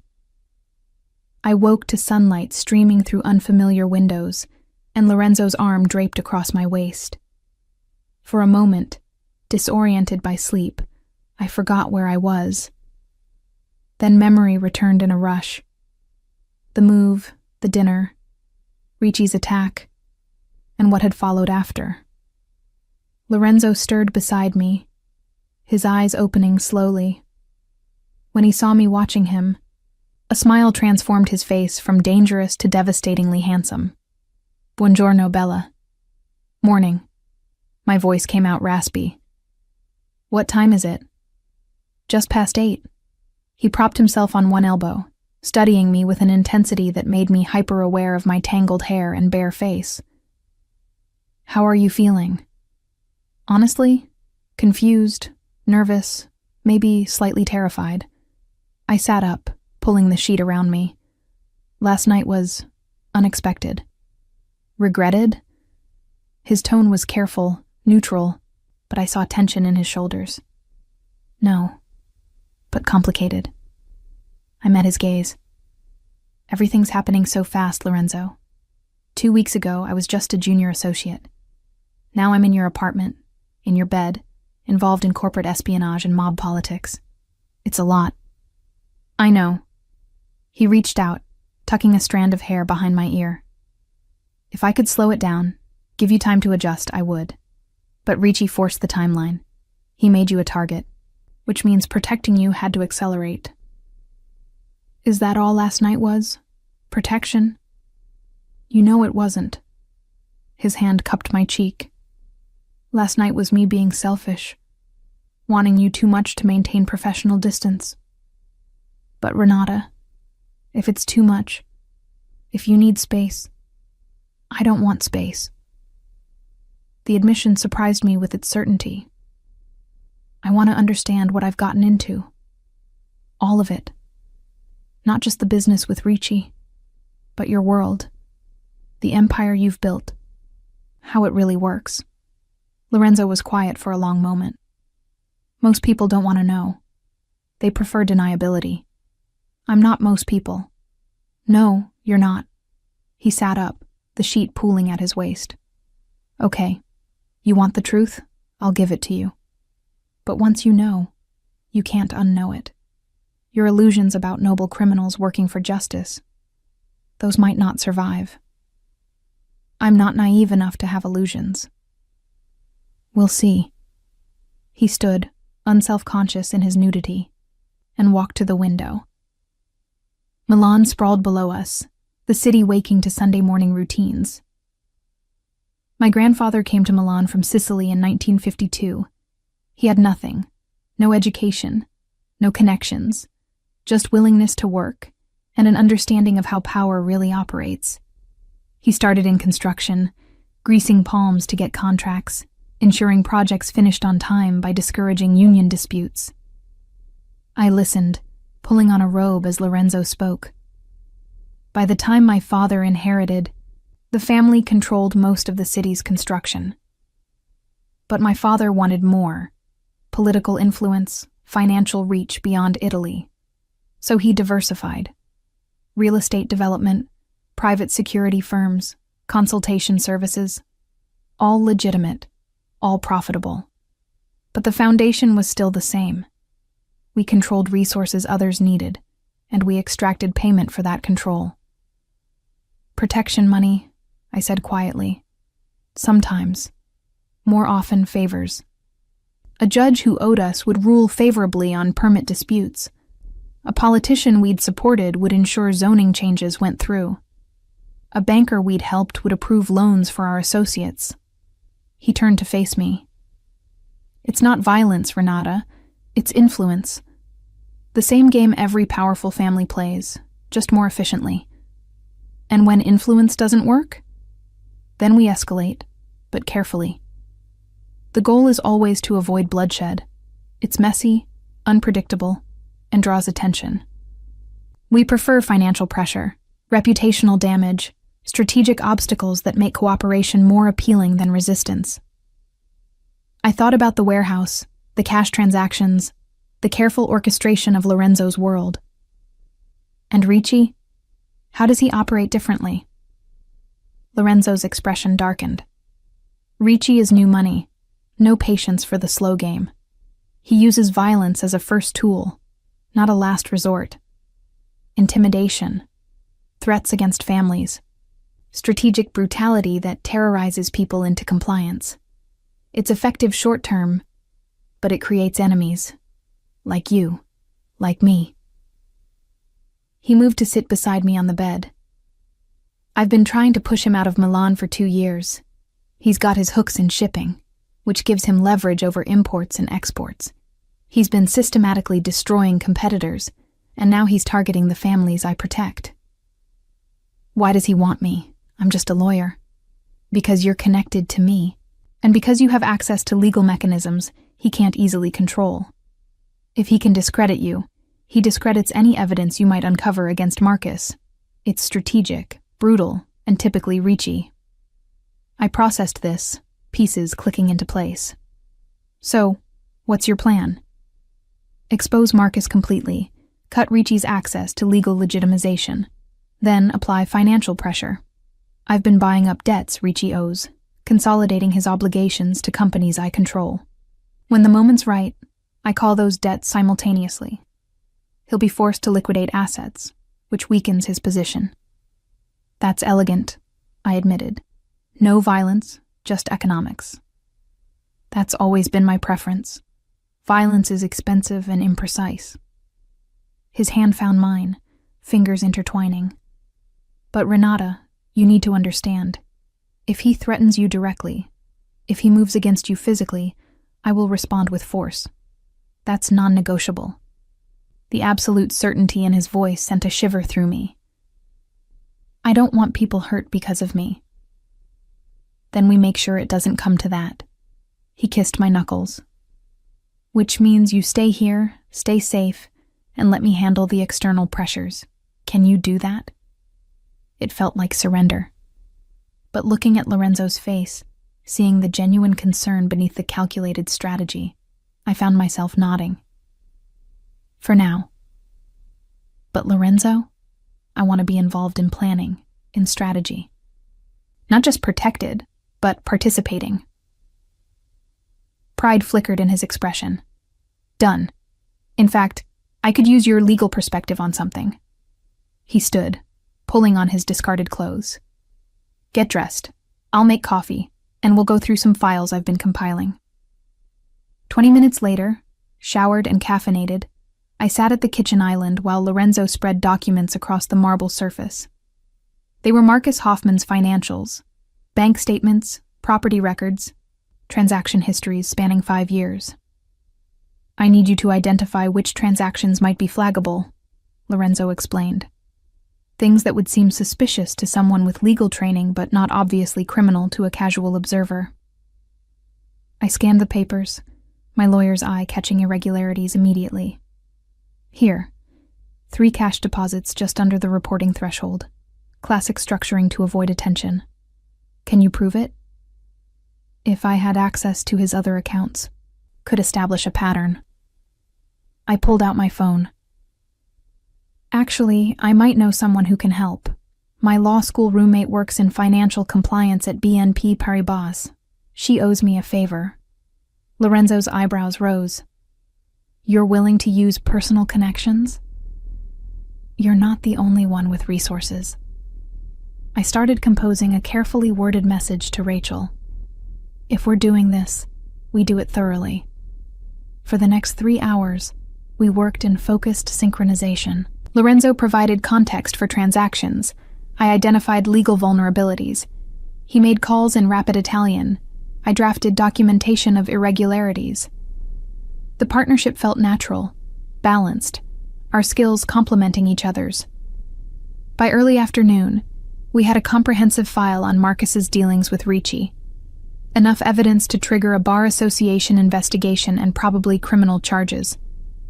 "This is good work," Lorenzo said, reviewing my summary. "Better than good. With this, Alice can remove Marcus from the firm, file charges, and protect the firm's reputation. When do we deliver it? Tomorrow. I'll arrange a meeting with Alice. Private, secure location. You present the evidence. I provide context about Ricci's operations." He looked at me seriously. "This makes you untouchable, Renata. Alice will be grateful, protective. Your career accelerates instead of ending." I should have felt triumphant. Instead, I felt the weight of what we'd done, using my legal training to help dismantle someone's life, even if that someone was corrupt. The gray area Lorenzo had mentioned wasn't theoretical anymore. "You're having second thoughts," Lorenzo observed. "Not second thoughts, just awareness of consequences. Marcus will lose everything. His career, probably his freedom. He chose this. He aligned with Ricci, betrayed his firm, facilitated fraud that hurt innocent people." Lorenzo's voice was firm. "You're not destroying him, Renata. You're stopping him from destroying others." He was right. I knew he was right. But the discomfort remained, a reminder that this world Lorenzo inhabited didn't allow for simple morality. My phone buzzed. Rachel, responding to my earlier message. "Found something interesting in those account numbers you sent. Can we talk? Private call?" I glanced at Lorenzo, who nodded. I stepped into the bedroom for privacy, closing the door before calling Rachel. "Ren, what are you into?"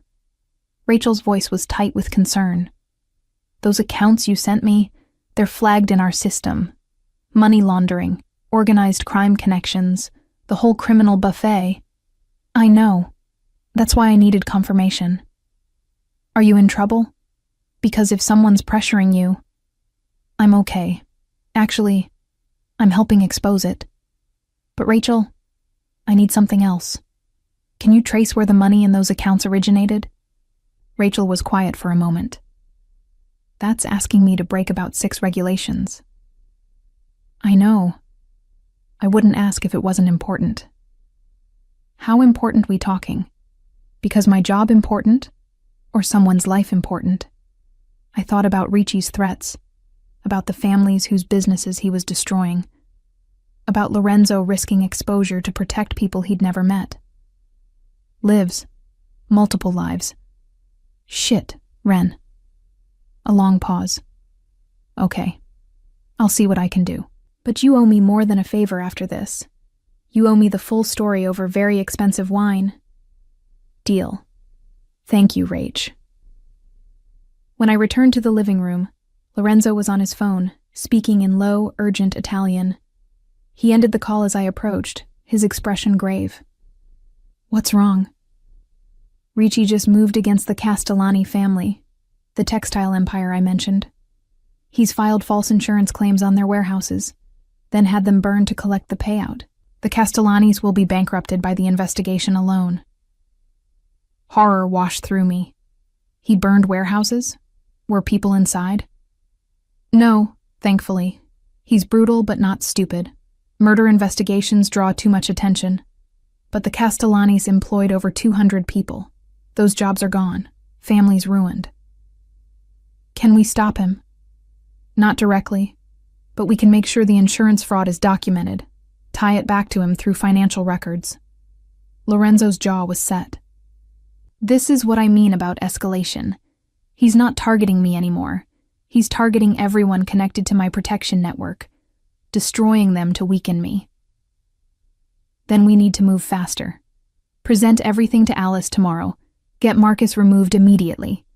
Cut Ricci's legal access before he can do more damage. Lorenzo studied me. You're sure? Once we move, there's no going back. Ricci will know you're the source of his exposure. I'm sure. And I was. Whatever doubts I'd had about participating in Lorenzo's world had evaporated when faced with Ricci's callousness. But Lorenzo?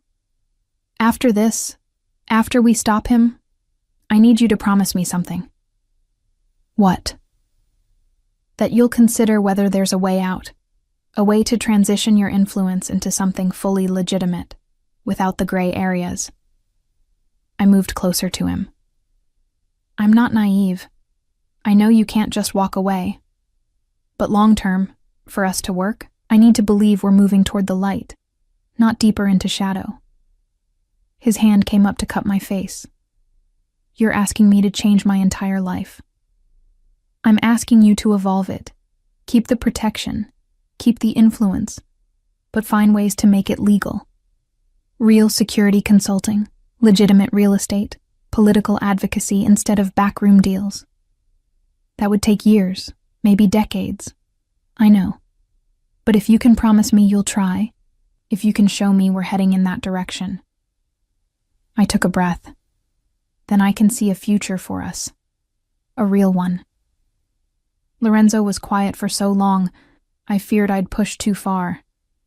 Then he kissed me, deep and claiming, before pulling back to look into my eyes. I'll try. Not just because you're asking, but because you make me want to be someone worthy of you.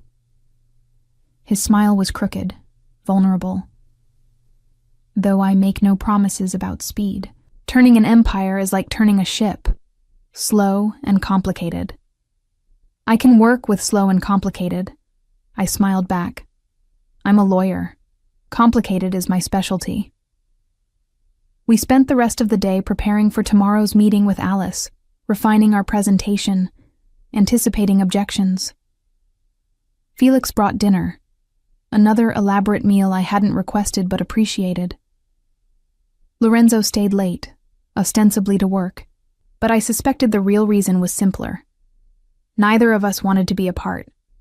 When he finally left at midnight, my apartment felt too large, too empty.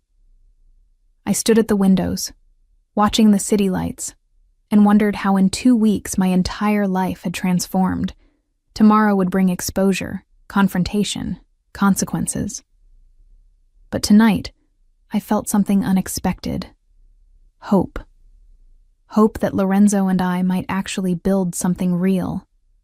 Hope that stopping Ricci could make a genuine difference. Hope that the gray areas I'd been navigating might eventually fade to clearer moral territory. My phone glowed with a final message from Lorenzo. "Sleep well, Bella. Tomorrow we change everything. L." I smiled, typing back. "Together. R." Because that was the truth I'd discovered in these chaotic weeks. Alone, I was vulnerable. But with Lorenzo, I was formidable. And Ricci was about to discover exactly how dangerous we could be when we worked as one. The meeting with Alice was set for 9 a.m. at a private dining room in Hotel Principe di Savoia. Neutral ground, secure, with enough elegance to underscore the seriousness of what we were discussing. I dressed carefully in a tailored navy suit, my armor against the professional judgment I'd face. Lorenzo picked me up at 8, his expression tense but determined. "Ready?" he asked as I slid into his car. "As ready as I'll ever be." I clutched my briefcase, which contained copies of all the evidence we'd compiled. "What's our approach?" "You present the legal findings. I provide context about Ricci's operations. Alice asks questions. We answer honestly." He glanced at me. "She's going to be shocked, probably angry that this was happening under her nose, but she'll protect the firm above all else. Even if it means sacrificing Marcus, especially then. He's a liability now." The hotel was elegant, old-world European luxury that spoke of Milan's history and refinement. Alice was already waiting in the private dining room when we arrived, her silver hair perfectly coiffed, her expression neutral but watchful. "Lorenzo, Renata." She stood, shaking our hands formally. I'll admit, when Lorenzo called to request this meeting, I was intrigued and concerned. "Thank you for making time," I said, settling into the chair Lorenzo pulled out for me. "Let's dispense with pleasantries," Alice replied. "What's this about?" I opened my briefcase, withdrawing the file we'd prepared. Over the past 3 weeks, I've identified several cases assigned to me that contain legal irregularities. Backdated documents, suspicious property transfers, corporate structures designed to obscure ownership. Initially, I thought they were simple errors, but the pattern was too consistent. Alice's eyes sharpened. "Show me." For the next 30 minutes, I walked her through each case, the Marchettis, the Bellinis, 3 others I'd discovered. Alice's expression grew progressively darker as I explained the fraud, the systematic theft disguised as legitimate business. "These all came through Marcus's client list," she said finally, her voice cold. "You're telling me one of my founding partners has been facilitating fraud." "Not just facilitating," Lorenzo interjected. "Profiting from it. Marcus has been working with Nelson Ricci, providing legal legitimization for property seizures and corporate takeovers. In exchange, Ricci has been paying him substantial sums, enough to purchase a Tuscan villa with cash 3 months ago." Alice's face went rigid. "You investigated Marcus?" "I investigate everyone who might threaten my interests," Lorenzo said calmly. "And when Ricci started targeting the families I protect, Marcus's connection became relevant. This is extraordinary." Alice stood, pacing to the window. "If this is true, the reputational damage to the firm can be contained," I interrupted, "if we move quickly. Remove Marcus immediately, cooperate fully with authorities, present ourselves as the victims of his deception. The firm comes out looking vigilant, not complicit." Alice turned to study me. "And what's your role in this, Renata? Why are you presenting this with Lorenzo rather than bringing it to me privately?" I'd prepared for this question. "Because Ricci has already moved against me. He filed complaints with the Bar Association, trying to preemptively discredit me before I could expose Marcus. Lorenzo's been providing protection and legal counsel." "Protection." Alice's gaze moved between us, assessing. "Is that all he's been providing?" Heat rose to my cheeks, but I held her stare. "Lorenzo and I have developed a professional relationship. Don't insult my intelligence, Renata." Alice's voice was sharp. "I've been practicing law for 30 years. I recognize personal involvement when I see it. The question is whether that involvement compromises your professional judgment.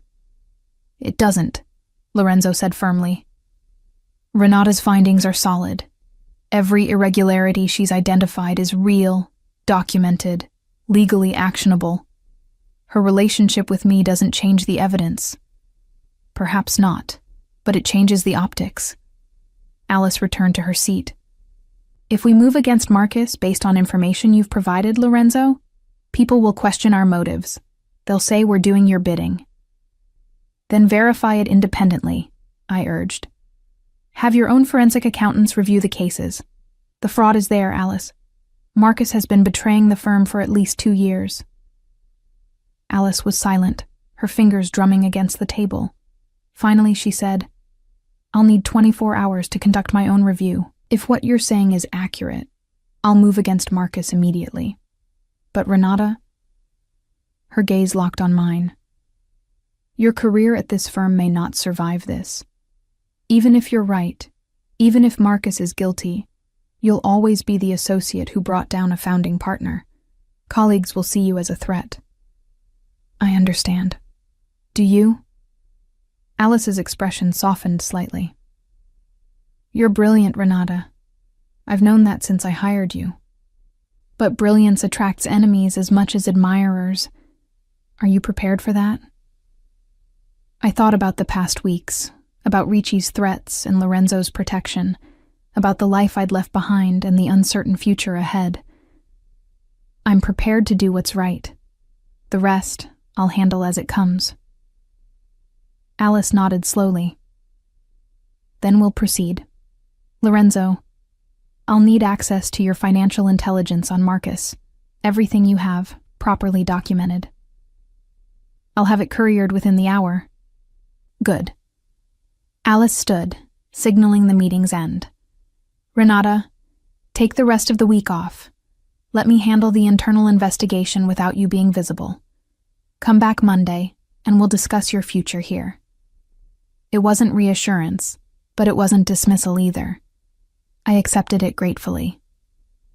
Lorenzo and I left the hotel in silence, the weight of what we'd set in motion pressing down on both of us.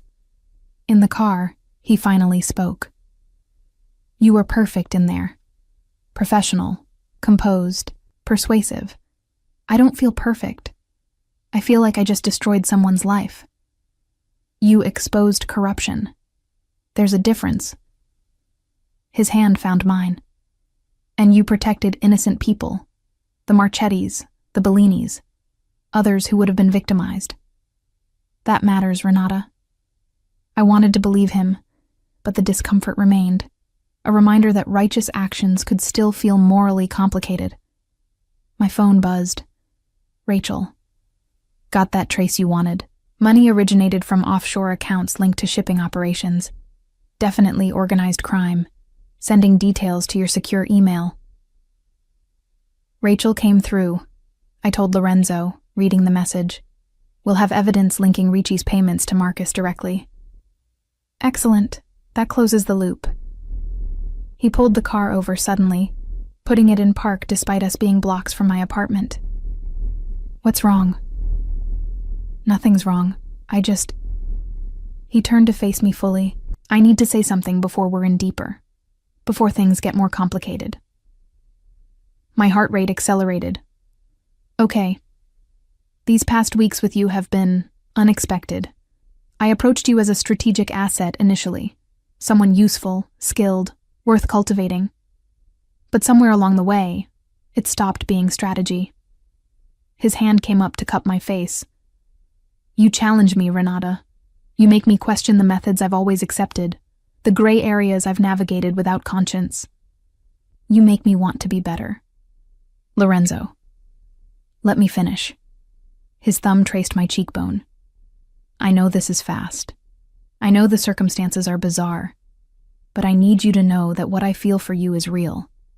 Not possession, not strategic alliance. Real affection, real respect, maybe even... He paused, seeming to search for words. Maybe even love. I don't know. I've never felt anything like this before. Tears pricked my eyes. I feel it too, and it terrifies me. Why? Because I don't know how to be with someone like you. I don't know how to navigate your world without compromising everything I believe in. I'm afraid I'll wake up one day and realize I've become someone I don't recognize.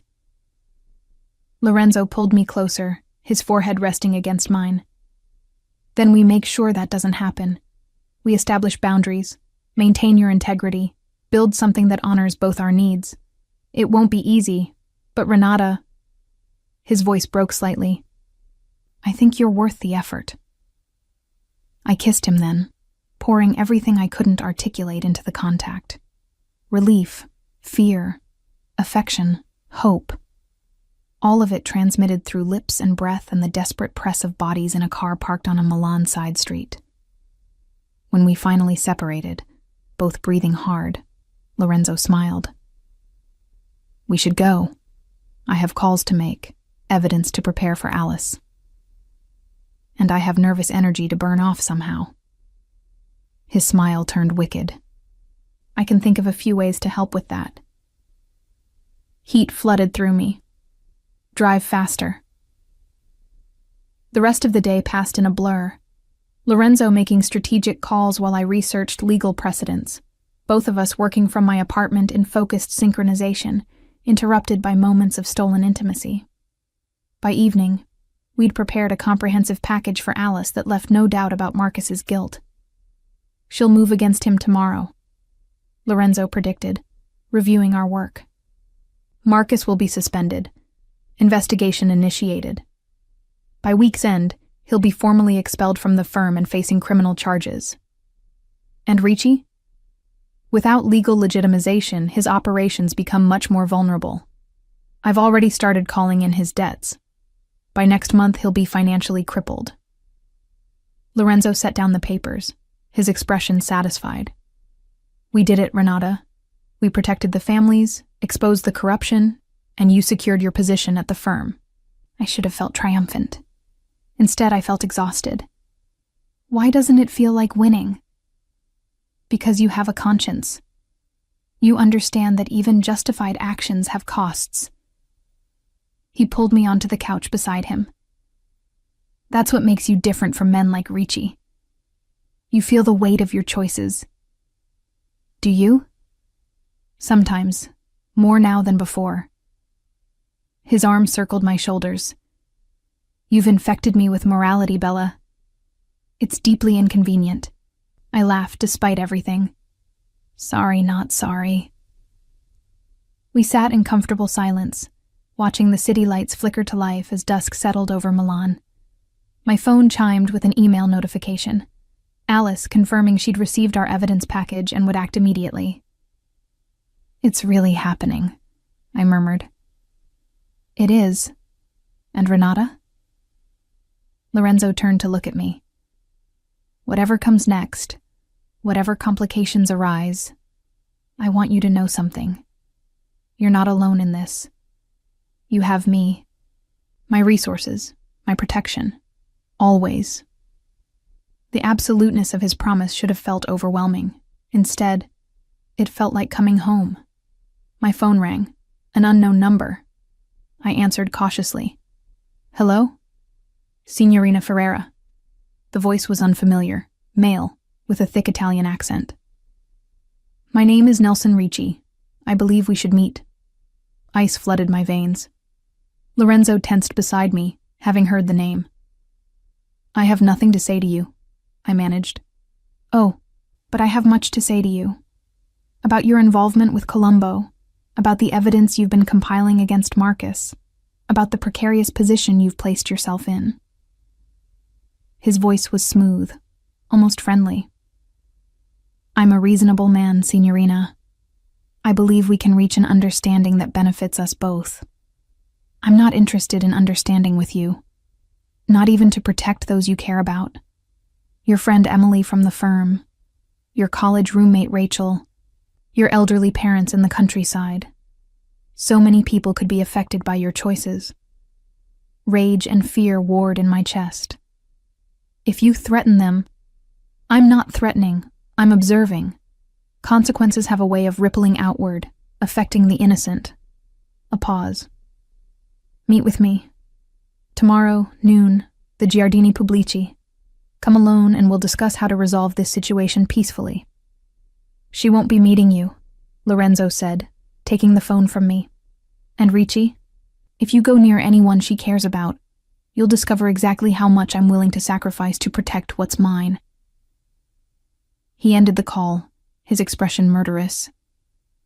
He threatened my parents, I whispered, trembling. Emily, Rachel, people who have nothing to do with this. He's desperate, cornered. This is exactly what I feared. Lorenzo pulled me against his chest, his arms tight around me. We accelerate the timeline. I'll have people protecting everyone you care about by tonight. No one touches them, Renata. I promise. This is my fault. I should have stayed out of it. No.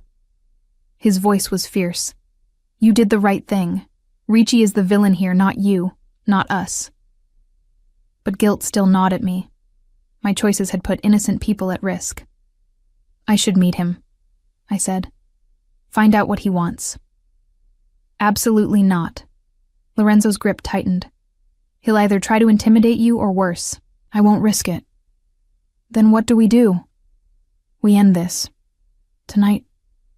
He pulled out his phone, making a call in rapid Italian. When he finished, he looked at me gravely. I'm calling in every favor, activating every resource. By morning, Ricci's financial empire will collapse. He'll be too busy fighting for survival to threaten anyone. That's not legal solutions first, I pointed out. Legal solutions take time we don't have. He threatened your family, Renata. That changes everything. I wanted to argue, to insist on doing things the right way. But fear for my parents, for Emily and Rachel, overrode principle. Do what you have to do, I whispered. Just keep them safe. Lorenzo kissed my forehead. I will. I promise. The next 12 hours were the longest of my life. Lorenzo left at midnight to coordinate his response to Ricci, leaving Felix and 2 other guards stationed outside my apartment. I tried to sleep but couldn't, checking my phone obsessively for updates from Emily, Rachel, my parents. At 3 a.m., Lorenzo texted, Your parents have security now. They don't know, but they're safe. Same with Emily and Rachel. Breathe, Bella.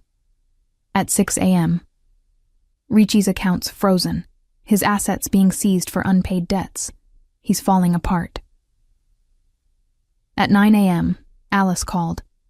Renata, are you all right? Marcus was arrested this morning at his home. He's claiming you and Lorenzo framed him, that the evidence was fabricated. It wasn't, I said firmly. Every document I showed you is authentic. Let him claim conspiracy. It won't change the facts. I know. The forensic team confirmed everything. Marcus is finished. She paused. But Renata, there's something else. Nelson Ricci contacted the firm this morning, threatening legal action against us for defamation. He's desperate. I know. He called me directly yesterday. What? Alice's voice sharpened. Renata, you need to file a police report. That's harassment, possibly intimidation. Lorenzo's handling it. Lorenzo is not law enforcement. Her tone was stern. I understand he's been protective, but there are proper channels. Alice, with respect, proper channels won't stop Ricci fast enough. Lorenzo's methods are more efficient. Silence. Then, carefully, are you certain about this path you're on? Once you're identified as Lorenzo's associate, it changes how people see you. I know. I've made my choice. Then I hope it's the right one, for your sake. She ended the call. At noon, when Ricci was supposed to meet me in the gardens, Lorenzo arrived at my apartment instead. It's over, he announced, looking exhausted but satisfied. Ricci filed for bankruptcy this morning. His organization is dissolving, his allies abandoning him. He's finished, Renata. Relief crashed over me. And the people he threatened? Still under protection until we're certain his network is completely dismantled. But the immediate danger has passed. I collapsed onto the couch, adrenaline finally fading. We did it. You did it. Lorenzo sat beside me, pulling me against his side.